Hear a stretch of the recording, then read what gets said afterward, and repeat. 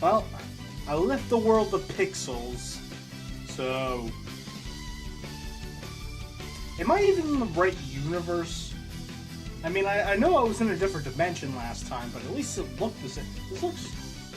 Am I really in the Sonic universe? Hello? Hey, buddy. Welcome back to the right dimension. Okay, so where am I exactly? This does not look like the Sonic universe. Where am I exactly? Yeah, you're kinda in a book now. A book? A fucking... How the fuck did I get into a book? Because Chaos Emeralds, damn it. Okay, first, I'm in this whole new world. Next, I'm in another dimension in that same world. And now I'm in a fucking book in that world? Yep. Well, whatever. I don't need you. I don't know why, but I'm gonna need a sword. I don't know why, but I need it. I actually got a bit of history with this game. In the 5th grade, they had these things called book orders, and they were pretty much magazines where you could order books. But occasionally you'll have other merchandises like mood rings and necklaces, and occasionally video games. And Sonic and the Black Knight was one of those games. A friend of mine back then bought the game, and one day I went to his house and he was stuck on a part of the game and he wanted my help. Keep in mind, I never played the game before. The part he was stuck at was the final boss. That was my first exposure to the game, and yeah, you can imagine the amount of times I died. But we did prevail in the end, and that's all that matters. But let's see what the rest of the game has to offer. We start our story with a girl getting chased by a Black Knight. He's kind of gold, but whatever. The girl summons Sonic face first. Sonic makes quick work of the minions, and right before Sonic takes on the Black Knight, the girl stops Sonic and teleports them away, and the Black Knight sends his best Knights of the Round Table, Lancelot, Gawain, and Percival. The girl's name is Merlina, and she tells Sonic that the Black Knight is King Arthur himself, and he says he's doing evil things. He also has his oversized knife holder that makes him immortal, but ditches the sword. Okay. Sonic goes to get the sword, and it turns out it's alive and talking, and it goes by the name of Caliburn.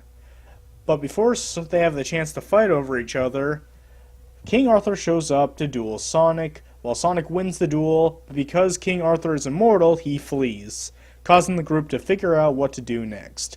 Marlena says to meet up with the Lady of the Lake, but before they get there, they get ambushed by the Ultimate Knight.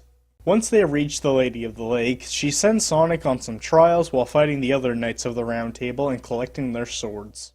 Sonic confronts King Arthur for the final time using the other swords to momentarily turn his immortality off long enough for Sonic to kill King Arthur. I love that sentence. I'm going to say it again. Sonic kills King Arthur. Then credits. It's so satisfying and I don't know why. But there's another half of the game to go, because King Arthur turns into a puff of smoke and we find out that King Arthur wasn't even real.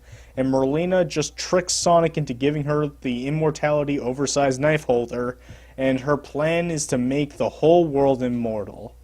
I'm not sure why that's a bad thing, but it's up to Sonic and the Knights, who for the rest of this video I will call by their character names, to use their swords on these stones to keep Merlina's spell contained, but it fails.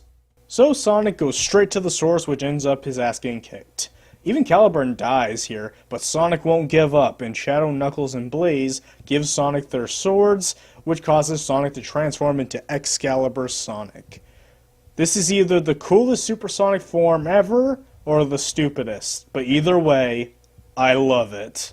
Sonic defeats Merlina, and teaching her a pretty good life lesson, actually, is that nothing lasts forever, and to live life to the fullest.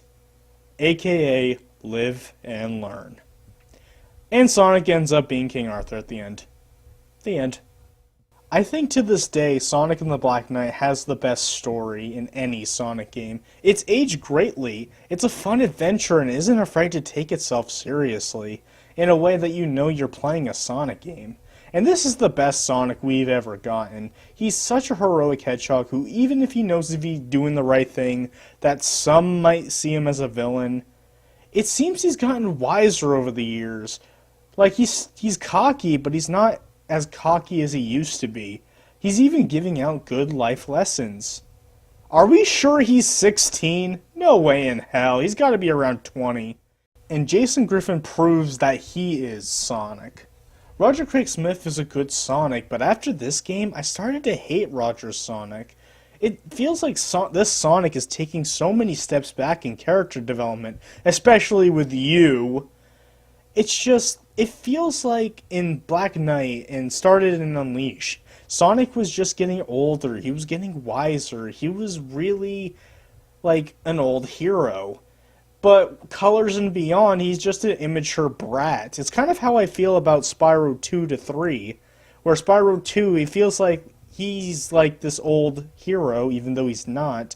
And then in the sequel, he's a childish brat. Anyway, who's played Sonic in the Secret Rings? If you didn't raise your hand, you lucky son of a bitch. If you did, you probably played the first level and got bored and dropped it, or you played its guilty pleasure party mode. In that game, you were on rails. Black Knight is also like that. The difference is that Secret Rings is using tilt controls to move Sonic, and Black Knight, you have to use the analog stick to move him, and you use the motion for your sword swings. I would say it works 90% of the time. But it doesn't work in Night Clashes, I swear it doesn't. And I don't think the motion controls are like Mario Galaxy where it could have easily been a button press, but it's also not like Skyward Sword where wherever you swing, that's where Link would swing. Sonic, it's kind of does, kind of doesn't, and at the same time. But I think it's okay because you're moving all the time, so there's no reason to stop and fight unless it's a boss or it's a big guy. What sucks is that the homing attack doesn't kill enemies. With that said, my favorite technique is to homing attack, but before you hit an enemy, you swing the Wii Remote down, doing a kill chain with the enemies. It's faster than Sonic could ever do in past and present. The boost returns, but it locks onto enemies, and every time you swing at it, you'll get more boost. The graphics look beautiful for a Wii game, and this is a legendary soundtrack. I hear people say that Mario Odyssey has better Sonic music than Sonic. Number one, that's wrong. Number two, in my opinion, Odyssey's soundtrack doesn't even hold a candle to Black Knight's soundtrack. This is really one of Sonic's best. The levels, I'll admit, isn't a good platformer, but as a Sonic game where you run really fast and get to the end, Black Knight does a good job, and you won't believe the amount of times I said, man, I wish this level was in Generations. The bosses are all great. Not the first one. Thank God this is the only one in this style. The duels with the knights is fun. The Bio Dragon is much better than the first boss. And King Arthur's battle is so much fun. And just as fun as I remember it in my first experience. It's a blast, and that music.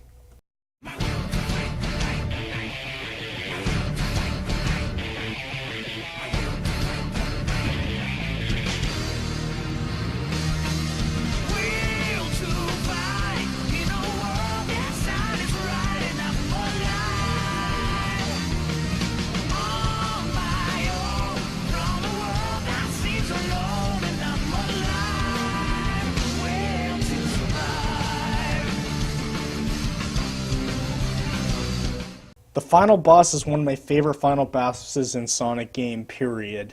The last thing I want to talk about is the best thing in a 3D Sonic game that hasn't been done since 06. In fact, it wasn't even done right in 06 Adventure and Adventure 2.